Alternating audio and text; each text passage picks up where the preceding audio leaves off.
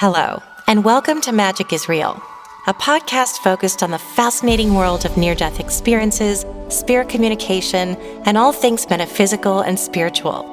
The mission of this project is to share messages of hope and inspiration with others, and to spread the word that death is only an illusion. Thank you for being here with an open heart and mind. I wish you peace, light, and love always. Hello, everybody. Welcome to Magic is Real. I'm Shannon Torrance, and today I have with me David Suich. I'm going to read his bio off the back of his book, which I have been enjoying all week long. The book, you can't see it quite well, is God Took My Clothes. It's a discussion of God, love, spiritual insights, and the afterlife based on over 700 near-death experiences. How does David know so much about near-death experiences? Because he spent a lot of time researching it. So I'm just going to tell you a little bit about David, and then we're going to go into him explaining about himself. David is a retired engineer who founded and operated Steps of Hope Outreach, a nonprofit organization that served orphanages in Nepal, Mexico, and Haiti from 2003 through 2018.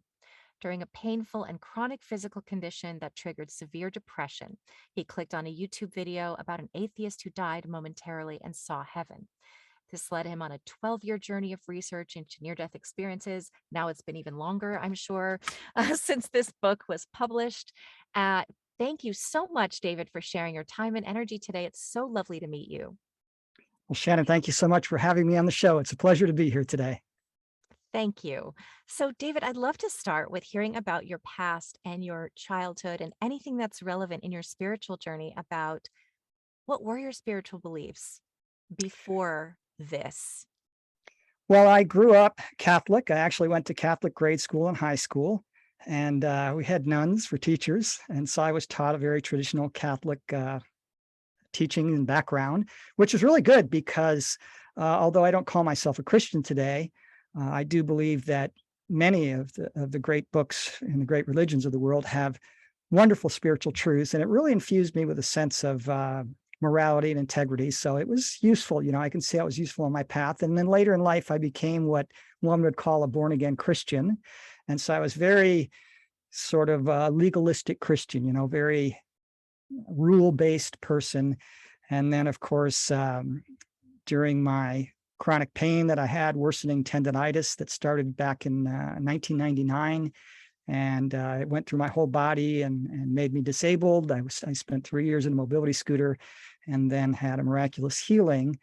And I think part of that process is what brought me to near-death experiences, because it was in that time of chronic pain when I had lost faith in God. Hundreds of people had prayed for me, dozens of churches, and I wasn't healed. And I thought, well, I came to a very painful conclusion the day I clicked on that YouTube video. And my conclusion was, one of two things is going on. Either there is no God, which I didn't think that was correct, but it was a possibility. Or the other possibility is there is a God and he doesn't care about me. I'm the son he's embarrassed of because I haven't been a good person. And so he's not going to do me any favor. I'm the son he said, I'm disowning you because you haven't been a good son. And that was a very painful conclusion to come to. And when I clicked on this video, this man who was an atheist was told by Jesus, we don't make mistakes here. We love you, and you've always been loved. And that really turned things around for me. And I gained a new faith in God and the afterlife. And of course, I lost my fear of death now after hearing, I'm probably around 1,200 testimonies these days, 1,200 near-death experiences. So I spent a good fourth of my life investigating near-death experiences, and it's just been a wonderful ride. And if I had to describe my religion today, I don't subscribe to any particular religion, but if I had to describe it, I'd say, 50% Christian, maybe 30% Buddhist, 20% Quaker, something like that. So. Right. Did you ever have a formal diagnosis for your inflammation in your tendons? Well, yeah, the doctors knew it was tendonitis all throughout my body. I had it in my jaw, my hands, my feet, but they didn't know why. So their solution was to put me on pain medication, which caused, after years of taking it, caused psychosis. And when I stopped taking it, immediately my mind cleared up. And of course, now I don't have chronic pain, which is wonderful. So. Yeah, and I ask because so many illnesses, I think, Something like that, where it's, yes, you know what the symptoms are, but what's causing it. And yeah, what It's were you probably gonna some say? sort of spiritual imbalance is my guess. Yeah, Um, I suffered from depression since I was a child, since I was a teenager. I recall suffering from depression off and on, and sometimes it got severe. And I don't experience that anymore. Around about the time my healing came was about the same time that I just stopped experiencing depression. I have my bad days still, just like everybody else, where I wake up grumpy, mad at the world, but it's very subtle. It doesn't go to yeah, the depths that it used to. And I used to want this life to end. I mean, I didn't want to continue with it. And I don't have that anymore. I mean, I'm looking forward to heaven from everything I've heard about it. It's the most amazing, wonderful, fun, exciting, joyful place that, beyond imagination. But I realize the importance of life on this planet. I wake up every day and I smile and I say, God, thank you for another day. And I'm grateful for this life and this opportunity. that's wonderful and really inspirational. I know so many people suffer from depression, and I think there's so many people that suffer from bipolar disorder or other disorders that can lead to that. But it's hopeful to know that part of it is also a spiritual, and that's not to blame anybody for their own illness. It's just a fact that so much of our healing can come through spiritual healing. And that's just what I wanted to stress. Not that if you have bipolar, you can just sort of get rid of it necessarily, but I do think that's interesting, an interesting point to make, so that as we talk about this, you can kind of share a little bit more about what it was that got you to that healing, because having any chronic condition is exhausting and draining. And we all have a thing. And I know I've had chronic conditions for years, and I just think, is this ever going to end? So it is really encouraging to hear that. Now, when you started researching near death experiences, was there anything in particular that surprised you that you wouldn't expect about? Yes, Yes, absolutely. go ahead. In the very first testimony I heard, this guy who was an atheist, and some of you may be familiar with his testimony, Howard Storm. His book is called My Descent into Death, and it's quite a good book. He was an atheist, and he was kind of a tyrant. He was one of these guys that's always yelling, very dominating, aggressive, and that kind of thing, and not a really good person. And when he was being brought towards heaven, he saw that it was just this holy place, this beautiful place. And he thought, they've made a mistake. I'm garbage. I'm filth. I'm dirt. I don't belong there. And they stopped. They weren't in heaven. They weren't in hell. They were in between. And Jesus looked at him and he said, we don't make mistakes. You belong here with us. And when they sent him back, he protested, and this is very common among near-death experiences. People will, even that mother with a newborn child, oh, the child will be fine. I'm staying here because it's that amazing of a place. It's beyond the best life you could possibly imagine here. And when he was arguing, saying, I'm going to die of a broken heart if you send me back, because he was with Jesus and some angels. And he said, well, I'm experiencing your love. And if you send me back, I'll be down there and you'll be up here and I'll be separated. And they said, do you not understand? We've been answering all these questions. We've been explaining all this to you. We've never left you. You've never been alone down there, not for 1 second. And to just realize that, we're never alone down here. We may feel that way, but we're always accompanied by guides and spirits and, spiritual helpers that are here with us all the time. We're never alone.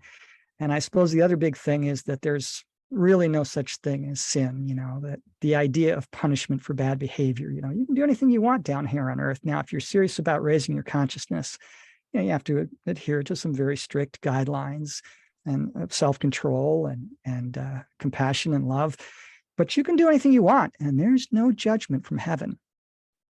There's consequences. If you go around robbing and stealing and being selfish and cruel, manipulative, you're going to have a life filled with people like that, but there's no punishment. And that was quite a surprise to me that, wait a minute, I'm loved no matter what I do. Yes. Near that experience, just say over and over again, I was there in front of the light, somewhere in front of the light of God. And they say, I realized I was loved, and that love was not conditional. It didn't matter what I had done, good or bad. I was just adored. Like, you're my amazing child and I adore you and you're wonderful. And yeah, that was a big surprise to me.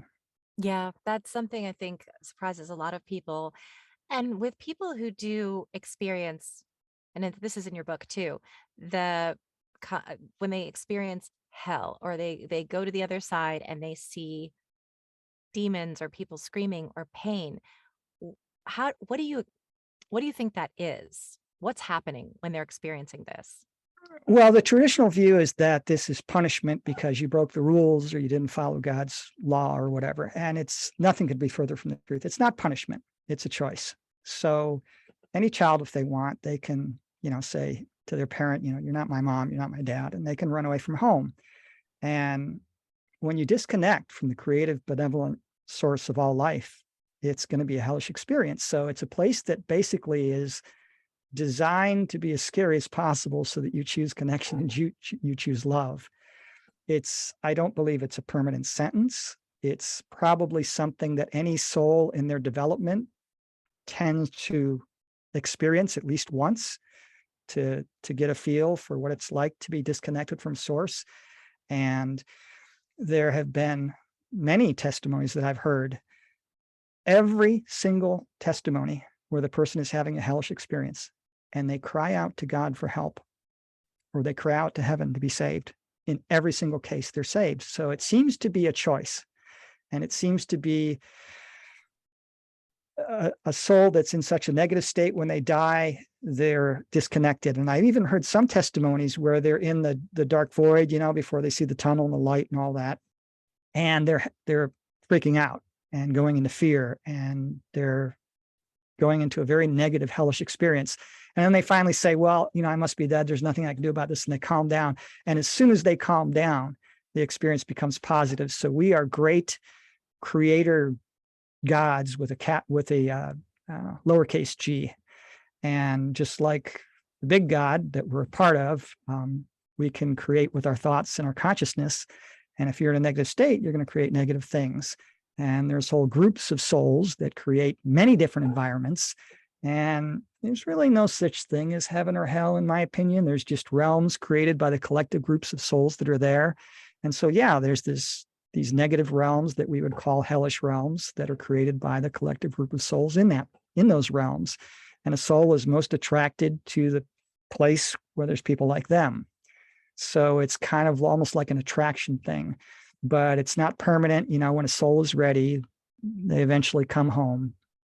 Nobody keeps denying it forever and stays in that place forever. No, there's no eternal punishment or eternal torture. I mean, it's almost laughable when you think about it.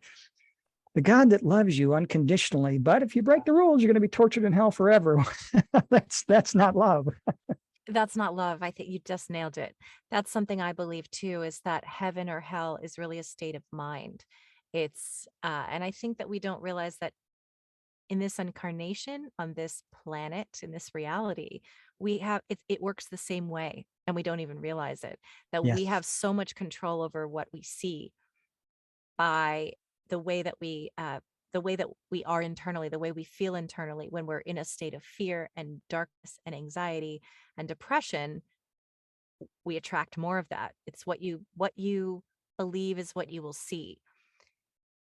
Yes. Do you think there are things that are outside of our control in that sense? Like if because even, we can be in the perfect state of love and the perfect state of self-esteem and self-love, and still some negative things can happen. What do you say about that, or what do you think about that? Well, Earth is one of the most difficult planets to incarnate into in this entire galaxy, which is full of life. So many near-death experience asked about, is there life elsewhere in the galaxy, the universe? And, the answer is always the same. Yeah, it's full of life. It's one of the most difficult planets to incarnate in the entire universe. So the souls that come here are older, more experienced souls. And they come here to experience that negativity because we learn from it. And we didn't come here to suffer. That's not the purpose, but it's part of the experience. So if you ask the people, there's been thousands of people who have climbed Mount Everest. And if you ask them, what are your principal reasons that you decided to climb Mount Everest?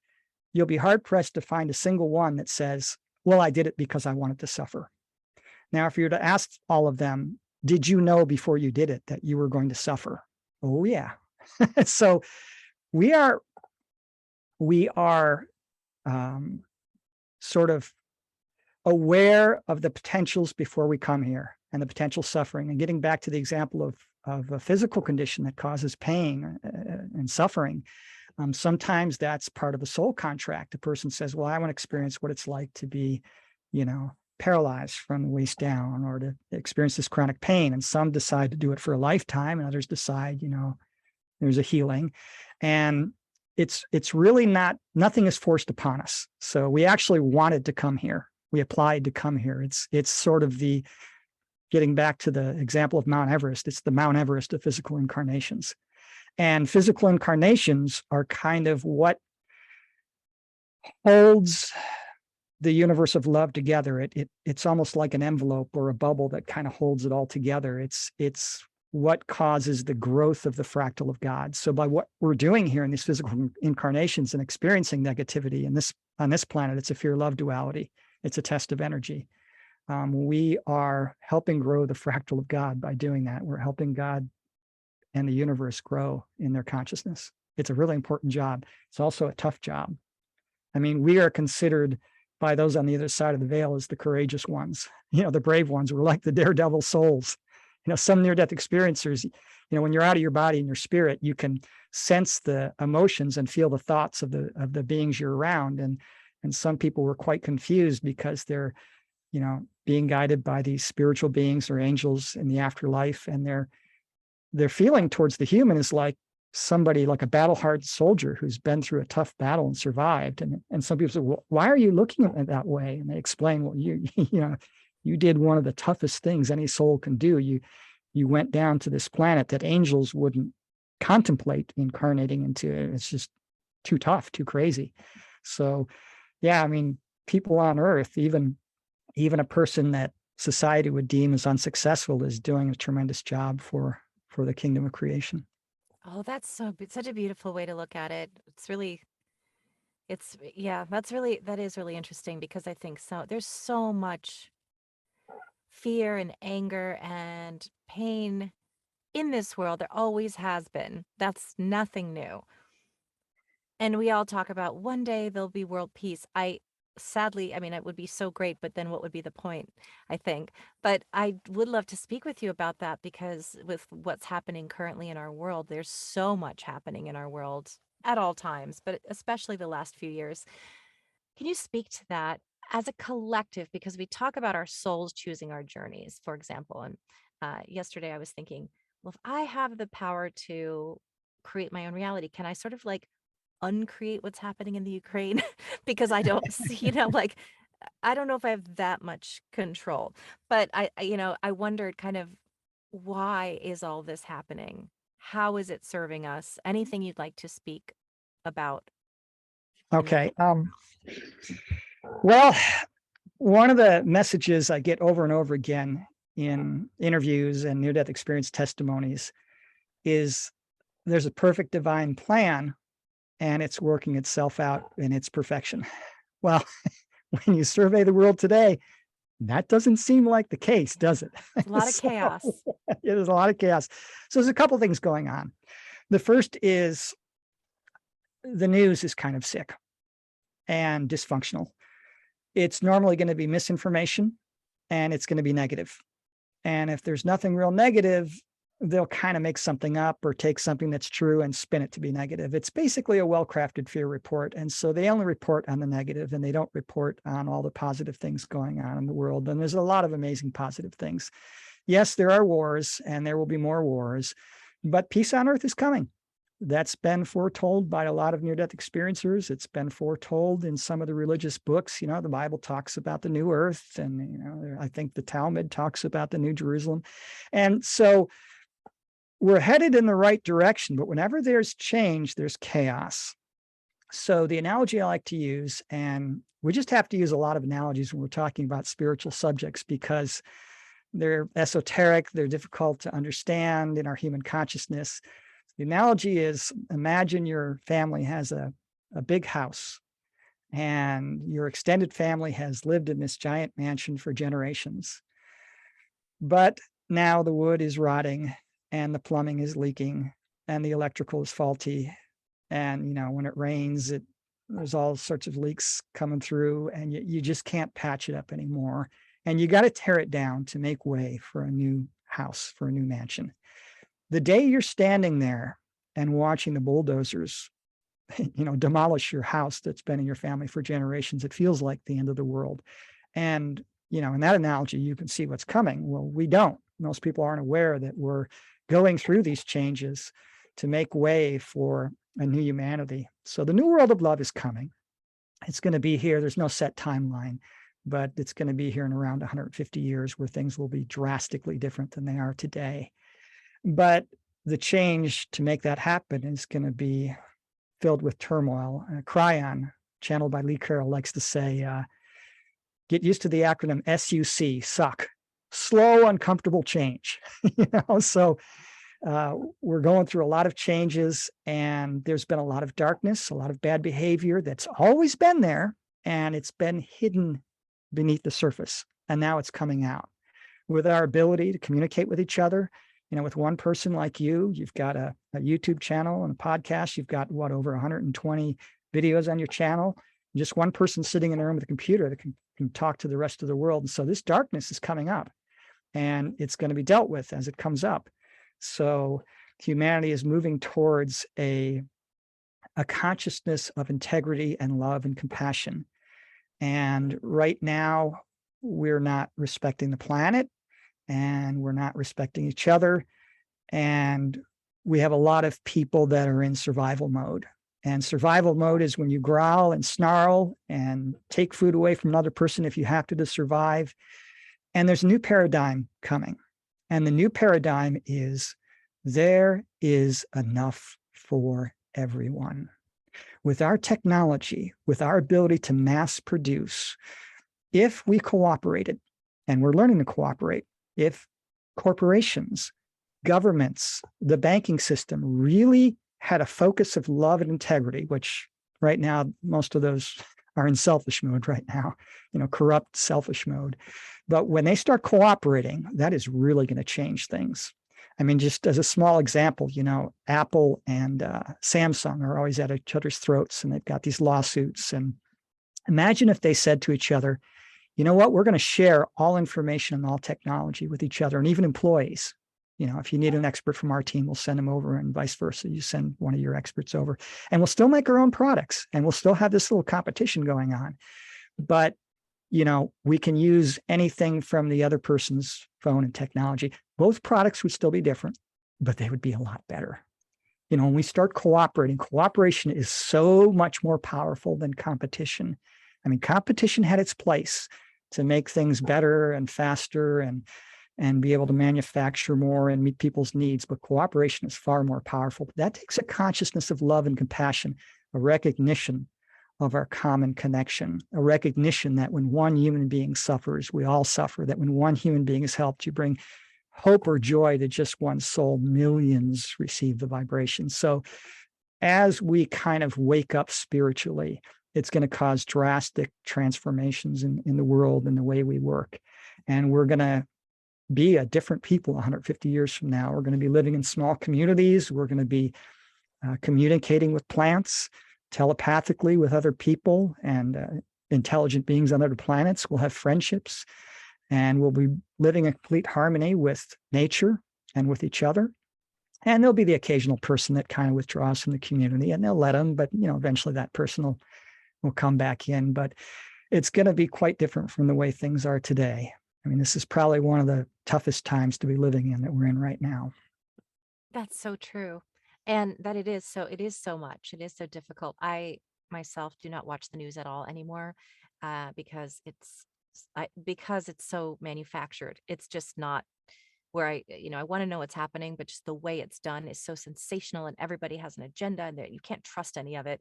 And so, yeah, I feel that way. I've sort of withdrawn from participating in that sort of thing. And I love that idea. Of course, I won't be around in 150 years in this body, but I'll be happy to see it as I look through the veil.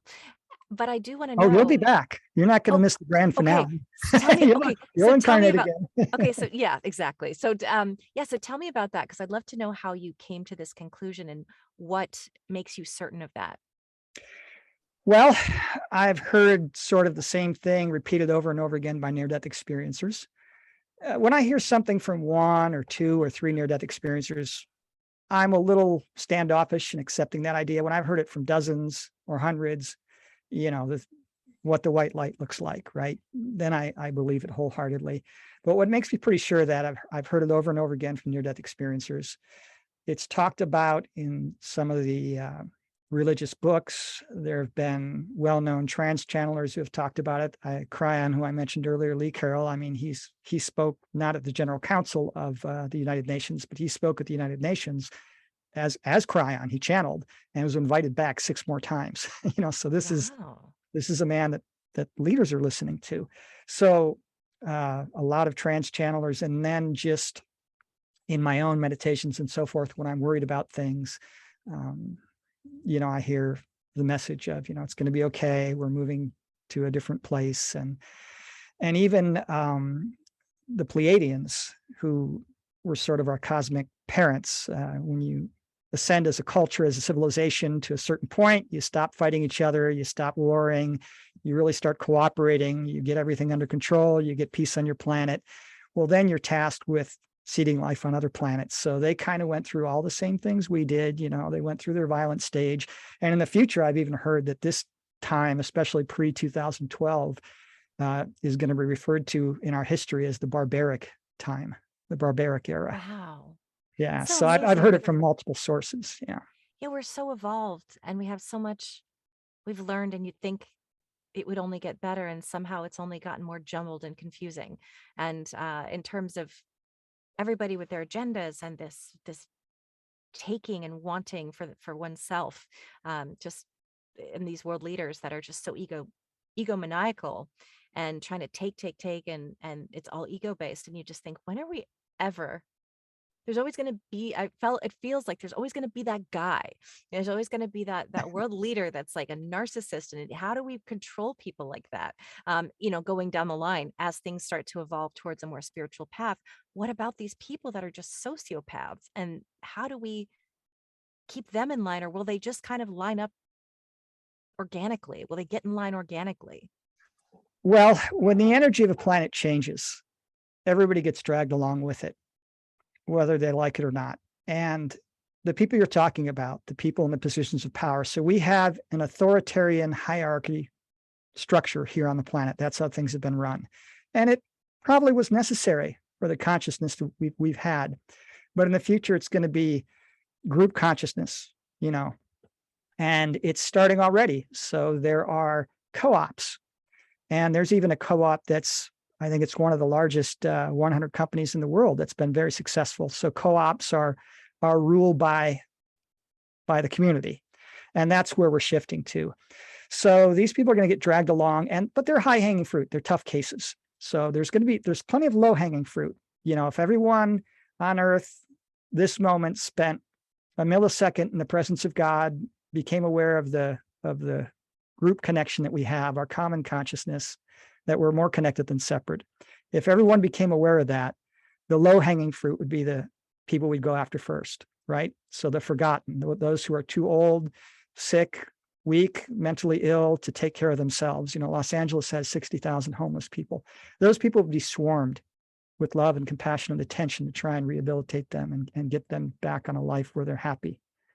The world leaders, those are, some of the billionaires who have nefarious purposes and things like that. And the banking, government, corporate oligarchy, they're going to be tougher cases, but they're going to have to either change or they'll lose what positions of power they have. So in the future, politicians, for instance, are going to be chosen based not on the winner take all philosophy. So right now there's a battle, here in this country, in the USA, it's Republican versus Democrat. One party wins, they get in power and they say, well, we're doing things our way now, whether the other side likes it or not. So it's a winner take all. We're doing it my way. Well, in the future, it's going to be a politician who is elected based on his integrity, his ability to be the best compromiser, the best negotiator, the best mediator. And so we'll start choosing leaders differently. And people will just not stand for a lack of integrity in the future. I've heard that corporations are going to compete based on their integrity. They'll have commercials. Look how, and honest commercials, not the lying commercials they have today. Look how well we treat our employees. Look how well we treat our customers, especially those who are having problems. Look how much attention we gave to help fix these problems when we screwed up. Look how much we care about the environment and how careful we are, to be a contributing member to the community. And that's what people will demand. So when people, wake up in their consciousness, they're going to demand these things from corporations and government and banking, and those systems will be, they'll either fail or they'll change. Right. So, Now, thank you for that explanation. I'm going in a little bit of a different direction just because of my own curiosity. You mentioned the Pleiadians, and this is yes. something I myself actually hear all the time and know a little bit about. But while I have you in front of me, now I want to pick your brain about it because can you explain what the Pleiadians are and what their role is and has been, what that really means? I'm actually really interested to learn about that from you. Okay, so sure. The way it works is, now I've only heard this from one source, this first part, so take it with a grain of salt. But the way it worked in the history is, a galaxy is created by a collective group of souls in heaven. You create a space and a new galaxy is formed. Every galaxy has its own laws of physics. Now, I've never heard this, but I think every galaxy may have a different test of energy. So in this galaxy, it's a love-fear duality.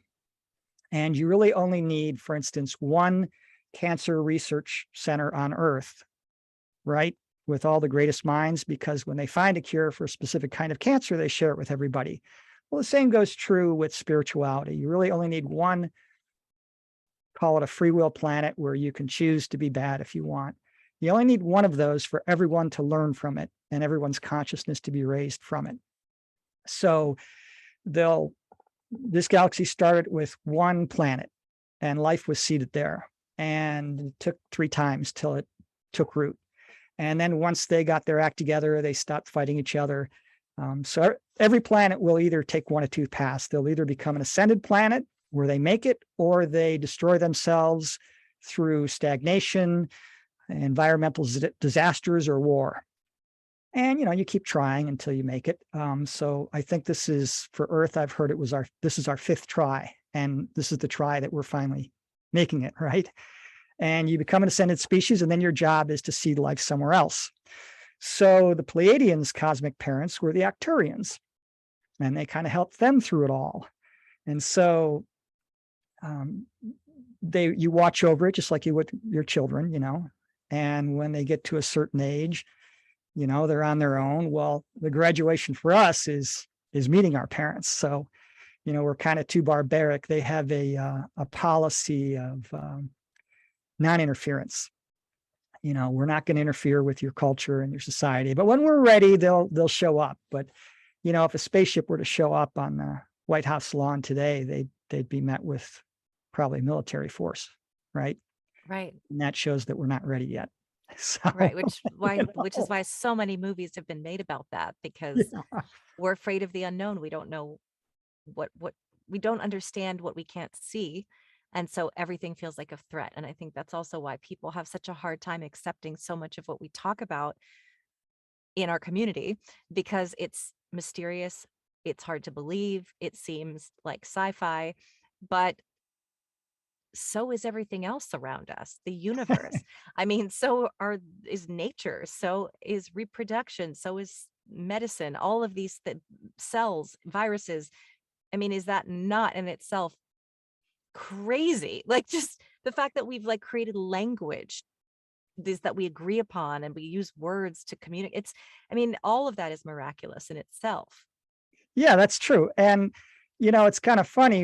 It's a paradigm of beliefs, right? So the idea that there's these aliens that are watching over us and kind of protecting our planet covertly. Well, that seems like an insane idea, right? Yeah.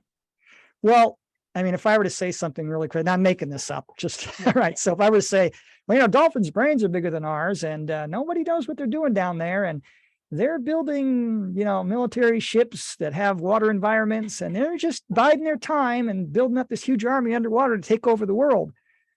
People would think, well, that sounds crazy. Well, that is a crazy idea. I doubt anything like that could possibly be true. But we've heard lots of ideas that at the time sounded just as crazy. In 1912, when who is this? It was Alfred Wegener. He first suggested the continents were slowly drifting over the surface of the earth. He was laughed at by the scientific community. They made fun of him, continents drifting. Well, it turned out to be true. In 1841, when Richard Owen found large bone and teeth fragments that he examined, and he speculated that there were once giant lizards roaming the earth that he called Dinosauria, he was laughed at. And people thought it was a hoax to make money. And of course, dinosaurs turned out to be true. And even 500 years ago, when Nicholas Copernicus worked out the math, and in his book on the revolution of the planetary spheres, suggested that the earth is going around the sun at 90 miles a second, and that the earth is not the center of the universe with everything going around us. People were offended by it. It was like the mad scientist idea. He had to delay the publishing of his book till after his death to avoid the political and social firestorm that it would have created. So just because something sounds crazy doesn't mean it's not true. I mean, if you were to take a 10-year-old child today and send him back 500 years, and the child says, oh yeah, I can talk to anybody in the world on this little smartphone, and we walked on the moon, and there's these little invisible things you can't see. They're called viruses that can kill. They think the kid was crazy, but it's true, right? So anything really far outside the paradigm of our cultural beliefs is going to sound insane. And that's the challenge we have. My mother's grandfather, till the day he died, thought that the moon landing was a hoax. That's totally not happening. And it's crazy. What do you mean? How do we, it's insane. Now, what is your idea about, I always have this, it's not really a question because I don't know that any of us can really explain it, but I'd love to hear how you might explain it. The idea of, okay, I understand the Big Bang, I understand that. Explodes, particles, atoms, everything creates new life. But where did the Big Bang come from? What was here before? How did something come from nothing? And I don't mean, the scientific explanation, which is, there's validity to the scientific explanation, but how did that come from? So if there are these beings like the Pleiadians or whoever came before us, God, whoever you want to call, source, where did this all come from? How did everything come from nothing? Wow, this may be the toughest question I've ever gotten. I don't have Sorry. See, we think in human terms. Yes. And something has to have a beginning and something has to have an end, and it has to come from somewhere. All right. Well, I draw a circle and I say, well, where does it begin and where does it end? Right. So God's consciousness has always been there. And this is, again, real sketchy information. It's just guesswork from stuff I've heard. I haven't heard too much about the beginning of all from near-death experiencers or trance channels. I've heard very little. But the way I understand it is, all that we're part of was this God consciousness, and it expanded out as far as it could go. It sort of like grew as far as it could. And then when it couldn't go any further, it went to the edge and then did it again. And so you have this replication. And for anybody who knows about fractals, repeating patterns of fractals, they're everywhere in nature. It's the building blocks of nature. And so it's this very simple plan of being able to grow and make things complex. It's almost like a cell dividing and growing into a body. And that's pretty much the consciousness of God and what we're all a part of. It's this eternal growth that has no beginning and no end. It's outside the element of time. Now, that's impossible for me to understand because I don't remember being in the eternal now. Some near-death experiencers, they have their near-death experience and they say, well, there was no time there. And whether the experience was hellish or heavenly, they both say the same thing. There's no sense of time. So what we have here on earth, what's happening right now and what happened yesterday and what happens tomorrow, but it's all the same. And it's sort of the eternally unfolding of now, the eternally changing now. That's And yeah. yeah, so it was just this plan to grow by multiplying in fractal patterns, and it created everything we know of. You actually answered that beautifully, I think. I think one thing I used to talk whenever I spoke about this kind of thing with my mom, she's not religious, but she's spiritual. And I would ask her these questions and she'd say, because it's you can't know because it's not within your paradigm. There's just no way for us based on the physics, the laws of physics that we have learned. It seems impossible. You have to be willing to throw out those laws of physics and understanding that it's a different world. And when you're in that world, you understand. Here, it doesn't make any sense. And we just have to accept that, which actually somehow feels more comforting than trying to figure it all out, just because it is. Just it is because it is. Yeah, the only things I've heard, for instance, is I've heard that one guy said he was shown that black holes are the universe's recycling machines. Oh, Um, and the Big Bang was more of an expansion. makes I think sense. when there's Interesting. uh, a quantum singular, if you think about it, there had to be some sort of divine thing going on that we don't Yeah. understand. Because if you read the science, something millions of times smaller than a proton within seconds expanded into a universe with all the matter that we have in it today. Well, that's the creation process taking place. That's something going on that we're not aware of and that we probably can't understand in this realm. But I mean, many people who have had near-death experiences, some are sort of in this in-between state with their humanity and their spirituality, but others go directly to spirit and they merge with God and they say, well, I didn't ask any questions. Some ask thousands of questions. Others say, well, I didn't have any questions because I knew all the Yeah. answers. I just thought about something and in that state, you say, oh yes, it's so simple. People say it's an elegantly beautiful, simple plan. And it's just, when they see it, they're just amazed. They go, wow, such an elegant, simple, flawless, perfect plan. This plan was amazing. But then they get back here and they can't take the knowledge of the universe and fit it into their tiny human brains. So some Yeah. even describe when they're coming back, losing the knowledge they gained over there, and they're horrified that they're losing this divine knowledge as they come back into their bodies. But only a portion of us is here. So the souls that develop to a point where they're ready for an incarnation that's as tough as Earth, well, you have lots of incarnations on other planets. And at that point, your soul's energy is too big to fit to a human body. So we're not all here. When somebody tells you, Right. Uncle Joe, he's not all there. Well, you're correct. Only a part of our energy comes down and incarnates into a physical body. If all of it tried to, it'd burn up. So most of us are still on the other side of the veil. Yeah. Oh, I never thought of And then a that. few That's people even saw their higher selves. This guy died in a dentist chair. And his spirit guide brought him. He said, I want to show you somebody. And he shows them this, of course, they have to do it in a representation that we'll understand. So it was represented by this huge, muscular, powerful being. And he said, oh my gosh, is that God? And said, no, no, no, no. That's you. That's your higher self. And it wow. was so amazing. He mistook him for the Almighty. Of course, the Almighty is even more amazing and Yeah. brilliant. Yeah. That So is so interesting.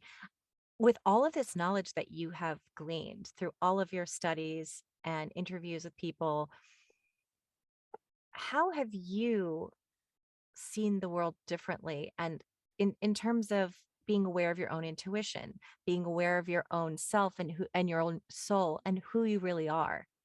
How does that change the way that you go through the world? And I'd also love to bring in the healing within that conversation. How does that knowledge sort of help us heal? How does that knowledge help us navigate through life better? But I'd love to hear it from your personal point of view and experience. okay, to go from a mentality of I better watch, it's almost like being in a job with a really tough boss was really Yeah. demanding. Like, if I do something wrong, I'm going to get fired. And then that's it. I'm homeless. Well, imagine that, if I step out of line, I'm going to be burned for all of eternity without end. It was almost terrifying if I think back. It's like you're scared. You're scared into behaving good. Maybe for some people's consciousnesses, that's the best we can do. Some people only respond to that kind of fear.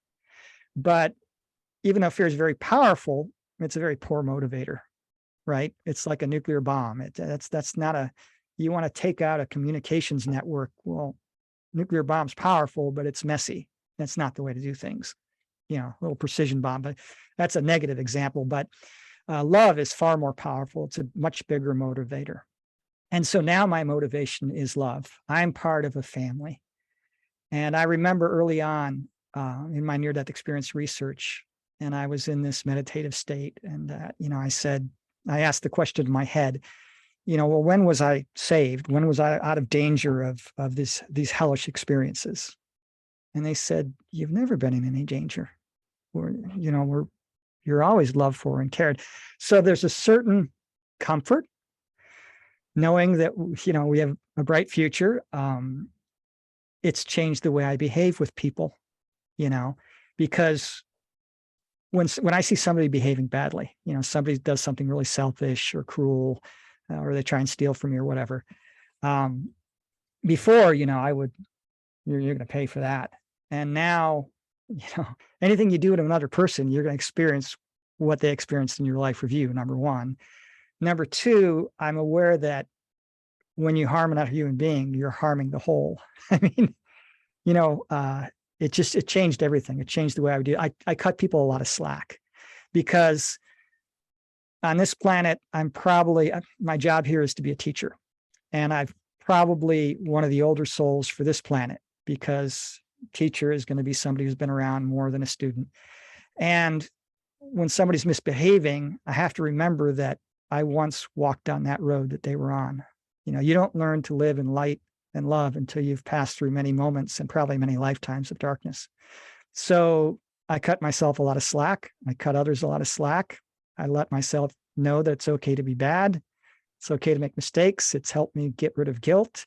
It's changed the way I deal with my family. I mean, I had some tough relationships in my family, and those are all healed. It's changed the way I see the environment. It used to be a resource, something to be exploited for profit or for my own use, natural resources, right? Well, no, we're part of nature. And I know that now. And nature has a consciousness and intelligence. And even a tree has a consciousness. When you cut a tree branch off of a tree, it feels it, it knows. And I wasn't aware of any of that before. So I have a lot more respect for others and for nature. I have a lot more comfort. I have a lot more peace knowing that this is just a temporary adventure far from home. I'm going to come down from Mount Everest. I'm not going to be cold forever, And with my healing, that was a horrible thing to, because it got worse for 20 years. And I thought, it's never going to go away, especially when I ended up 3 years in a mobility scooter. I thought I'm just going to be this old man deteriorating, not being able to take care of himself, not being able to do anything. And I think when I healed spiritually, I healed physically too, because the spirit always shines into the physical like a projector, right? And a lot of near-death experiences, for instance, who died in a car accident or some sort of physical trauma, a lot of them, when they come back, the doctors are baffled by their miraculous healing. Well, they've had this near-death experience. They were in the presence of the one, of the divine creator. And so their spirits were healed, and they heal miraculously. Now, the doctors have a name for it to dismiss its importance, and we all know what the name is. It's called spontaneous recovery or spontaneous remission. And so they're all aware that it happens, but they don't want to attribute it to human consciousness. But, if you talk to a quantum physicist, when a quantum physicist does an experiment, what do they have to do? They got to leave the building because they know that their expectation here of the outcome will affect the experiment. Mm-hmm. Quantum physicists know that human consciousness affects reality. Yeah. So part of my healing probably came from the fact that I had gotten together with woman who was my ex-girlfriend at the time. And we went on this trip. We bought a 17-foot trailer called a micro mini is the brand name, is the model of it. It's two words and they both mean small, 17 feet. And I spent 2 years in that trailer. We spent about a year of it together going across the country. And I got distracted from my pain. I wasn't focused on pain all the time. And she kept telling me, you're going to get better, you're going to get better. And as I took my focus off of it and just started healing emotionally and spiritually, the pain lessened. And when that happened, I started declaring out loud, I'm getting better. I'm going to heal. And when you declare something out loud and your ears hear it, whatever we focus on, that's what we create, right? Yes. And that law of attraction is true. And that probably had a big part to it. And the law of attraction, some people think, well, you can manifest whatever you want. Well, it's slow going down here. It's very difficult. I mean, it has its limitations from an earthly perspective. There really are no limitations on what we create with our consciousness. The collective consciousness of spirits can create anything. We're only limited by our imagination and creativity.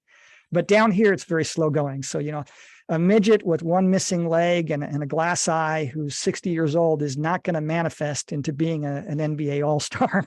So it's got its limitations. But I really do believe that healing can come, even if it's only a partial healing, by a positive attitude and a declaration that you're healing. Talk to your cells, talk to your innate, talk to your body. Tell them, you need to heal. I need to be able to do this and be positive. So that's why the news is so horrible, because when you focus on the negative, you get more of it.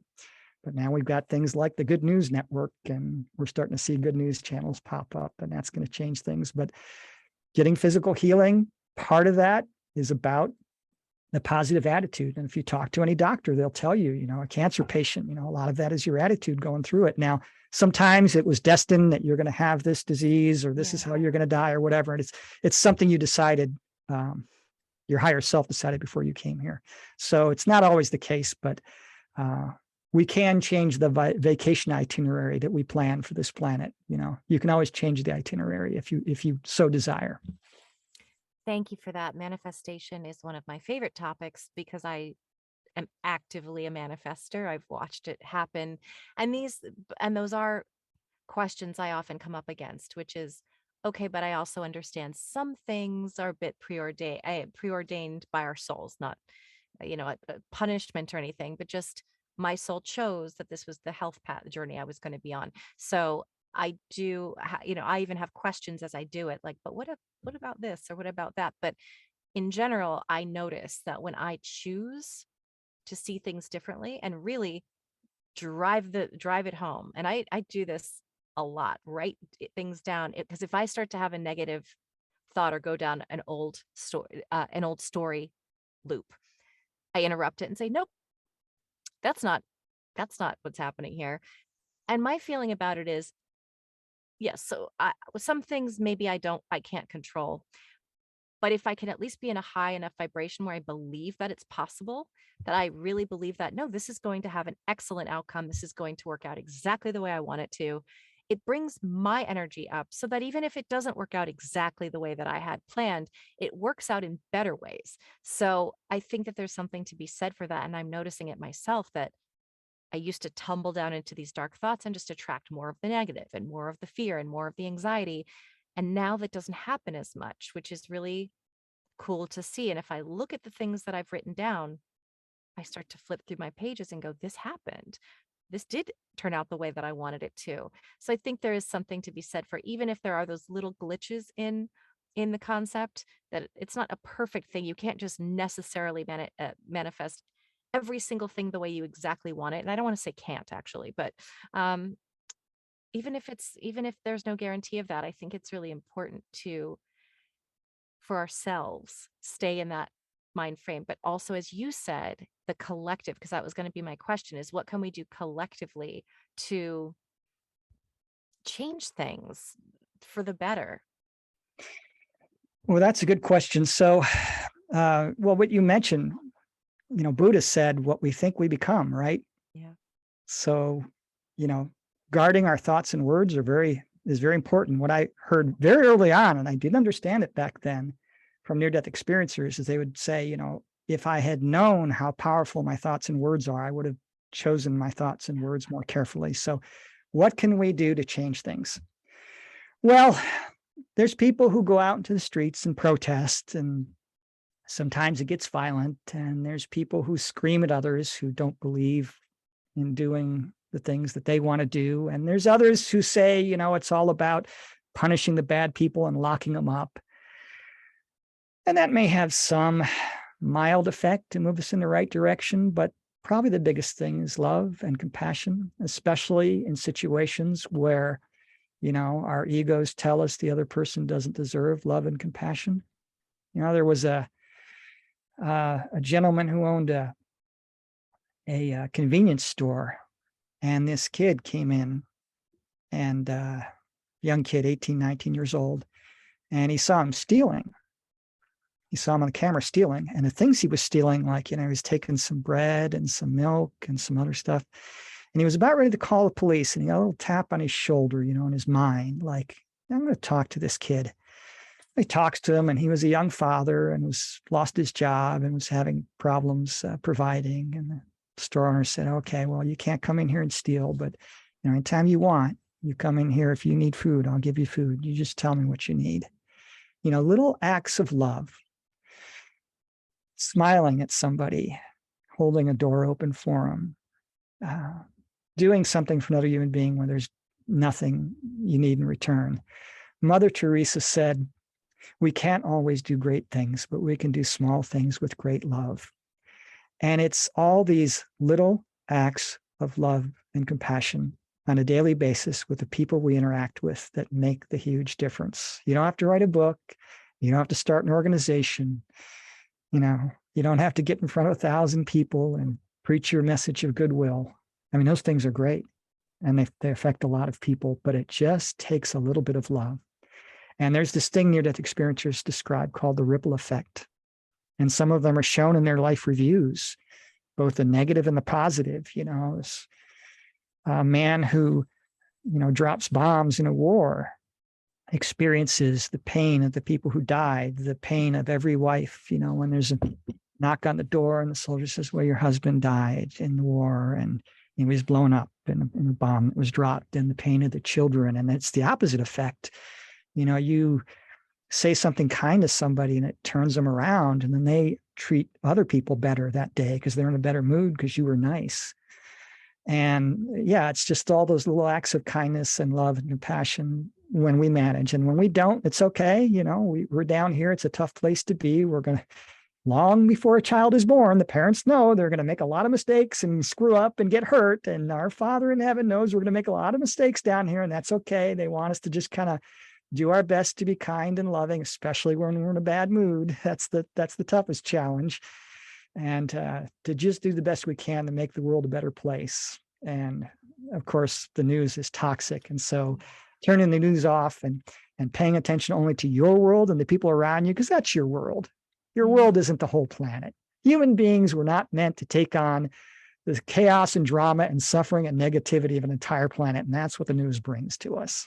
So that's a great suggestion of what you do to not watch the news. Thank you. And I think that's true. It's not to say that we don't want to help in any way, as small way as we can, whether it's donating money to charities or whatever. Obviously, we can still do those things, but absorbing it on that level when there's just nothing I can do often makes me feel very helpless. But I had this realization yesterday, and this isn't to pat myself on the back or anything, but I'm really grateful for the way that I actually thanked God and Spirit for making me the way that I am, I guess, for giving me the gift of being able to connect with people, because as a child, I was selective mute and I didn't have any friends. I shut myself down. I was terribly anxious and afraid, and I had a birthmark on my face so kids would make fun of me and point at me. So I just shut myself away. Because of that, grew into having this very strong need for connection, which then went haywire for a little when I became a love addict. And then I came out of that where I was like, okay, you have to also have boundaries and you can't give so much love. And when you're not getting back and let people take advantage of your love. So, but I thanked the spirit world for that experience, for the pain of my childhood, through my addiction, because it's now that I realize that I'm connecting in a healthier way. So I was walking to the grocery store yesterday through the woods, because now in Virginia I get to do that. In LA, there were no woods to walk through. And I came out upon this hill as the sun was going down, and there was this couple sitting there. They were teenagers, and they were just sitting there with their arms around each other. You know, when you're 15, 16, you're just in love. And I just said, I said, "Do you have your phones with you? I just want to take your picture." And they're like, "What do you mean?" I'm like, "You don't realize how beautiful you are right now." I just said, I just want you to have this moment that I don't think that I said, "When you're 40," and I said, "and maybe you won't be in each other's lives." And I was like, I'm not saying that.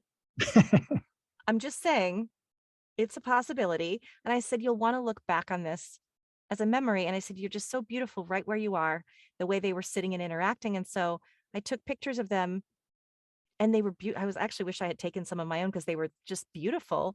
And then they just looked at me, and she goes, "Who are you who just came out of the woods and made our day?"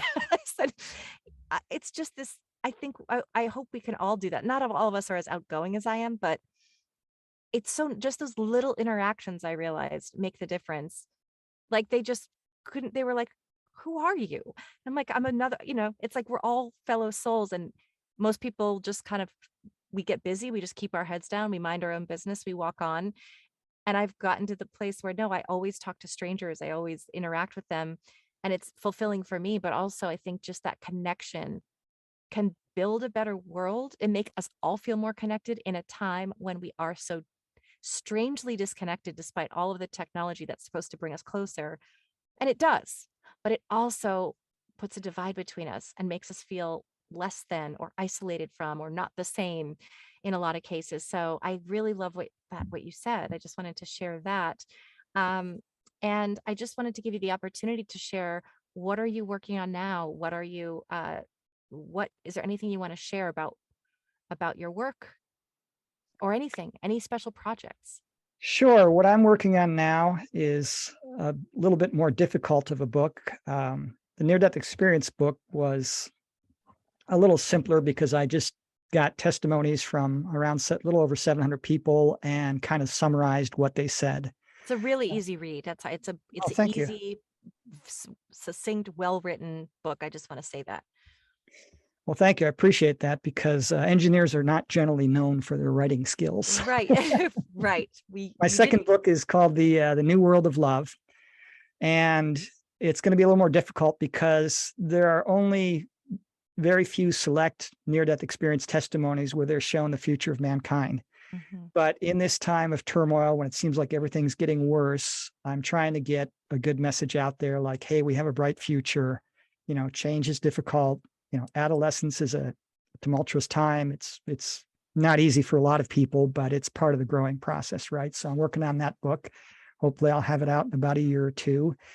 And the other thing I'm kind of doing these days is spiritual counseling. So I'm a certified spiritual counselor, and I don't talk to people in the afterlife like you do, but I counsel people who have had near-death experiences, out-of-body experiences, or spiritual awakenings, that kind of thing. It can be kind of difficult. There's a change in friendships, change in relationships, sometimes change in career, and enjoying helping people through that. And that's pretty much most of what I'm working on these days. Other than this house, I'm trying to get this little farm fixed up. So it was an organic farm when I bought it. It's got a well, and I've got to get everything working. So I'm working on those three things right now. But it's really a blessing and a joy because I get to hear wonderful stories. I had a man who was an Orthodox Jew, and he called me, and he was in his 70s, and he had a near-death experience. And he says, "Well, I can't tell anybody in my synagogue about the nobody's going to believe me. They'll think I'm crazy." So he wouldn't tell his family or friends or his wife or anything. He told me his whole story about 2 hours. And so, yeah, it's a really wonderful position. I mean, I love my job. That's wonderful. And I'm just curious, when you do that kind of work, I know you've done so much research on this stuff. How what is my question? My question really is about, how do you know how to guide somebody? What is it that informs your your the way that you guide other people through this, because there's so many different scenarios. Is it into Do you mainly use intuition? Is it just based on what you've studied? I know it's a sort of I know my questioning isn't as clear, but I think No, I from understand. yeah. The answer, is it intuition or is it what I've learned academically from near-death experiences? Yeah. Yes, it's both. Okay. And then a little bit of psychic stuff. So Hmm. early on in my near-death experience research, one of the guys I was interviewing, 6-hour interview, and he actually wrote a book about his experience, but never published it. And I read his book as well. He told me, "You're going to start developing psychic abilities," and I laughed at him, because I'm an engineer. I don't believe in that stuff, right? Hmm. And then it started happening. So it's a little frustrating because, you know, I want to see what tomorrow's lottery numbers are, which stocks are going to go up. And, I don't Yep. get that. It's almost always, I get it to help other people. So when I get on my calls, for instance, with my Zoom meetings with my clients for my spiritual counseling, sometimes I help them just based on what I learned academically. For instance, this one woman, she was a doctor, and she was kind of an agnostic, and didn't really believe in anything spiritual. I think she was in her 50s. She just spontaneously started having out of body experiences, Wow. and just telling her, no, it's perfectly normal. And like, oh, did you see the silver cord? And did this happen and that happen? It calms them down. And same with near death experiences. Sometimes they just need somebody to talk to. But Hmm. for the ones who are going through some problems, I get help. I get help from above. So I'll get a little psychic thing about something that's going on in their lives, or what the problem is, or something that might help them. And so, yeah, I just kind of use, both intuition, psychic vibes, I guess you could call it, Yeah. and just experience from what near-death experiencers say. And there's some people who are really worried about the state of the world, and especially those who watch the news a lot. And it's a little harder to calm them down, and that kind of thing. I mean, I tell people, you know, what is your world like? All right, we know what the world is like on the news. It's just in chaos. But Yeah. is your world in chaos? Is there a war in your world? Well, for some people there is, but for most there isn't. Is there killings in your world? Not for most people. I mean, my world's pretty calm. My world's pretty wonderful and peaceful, and the people in my world are pretty nice. And yeah, there's some mean people and there's some bad things happening, but for the most part, it's a wonderful world. That's beautifully said. Thank you so much, David, for being here. It's David Suich. The book again is called God Took My Clothes. I recommend it. What I really appreciated, it's funny because I feel like now I'm kind of becoming an expert on near death experiences. It's definitely a good sort of it's an introduction, although it doesn't have to be. It's sort of a nice introduction to what's going on the other side, what happens when we die, what near-death experiences are. I was reading it going, yep, yep, yep. Just that basically validates everything I already know. Not in the sense of like, yeah, I knew that, but just it's like, yeah, it validates everything that I already knew, and it really kind of brings it all together in one succinct book. I was going to try to think of Yeah, it's another it's word, but spirituality 101. It's it's real spirituality basic. 101. I left a lot of higher esoteric concepts out of there because I didn't want to scare people away and that kind of thing. Yeah. And for anybody I mean, one of the things I don't like is you buy a book and you get like 3 pages into it and you realize this book is not for me. Yeah. So you don't have to do that. So if you go to godtookmyclothes.com, there's a link to download the first 2 chapters, and you can read the first 2 chapters, decide if it's That's something so you like or not. And if you speak Spanish, now I didn't know this, but apparently I'm not allowed to give away, the book online because the publisher has the rights. But a right. book in a different language is not considered the same book. So if you speak Spanish, the entire book is there Oh, to oh, download. that's so nice to know. Well, that's very kind. Yeah, I'm enjoying it. I'm still going to finish it even after we get off this particular call. I still want to know more, because yeah, it's comforting. It's so comforting. And I love that you're doing this work, and thank you for doing this work. I always appreciate, especially when someone with an engineering mind, a science mind,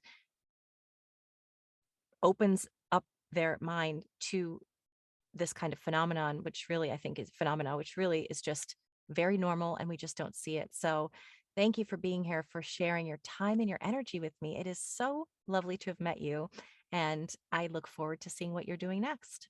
It was wonderful being on the shows. Thank you so much. Thank you.